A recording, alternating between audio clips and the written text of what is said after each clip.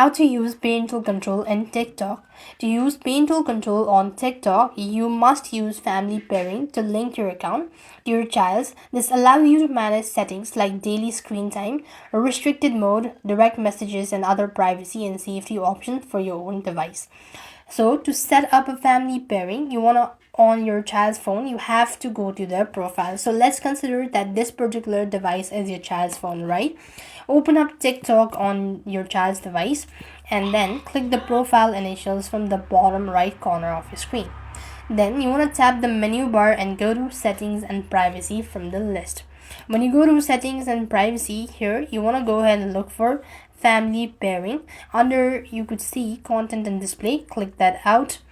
When you go to this section, you then need to go and click on link with teen, and if this is actually your since this is actually your teen's device, so you have to click on link with guardian.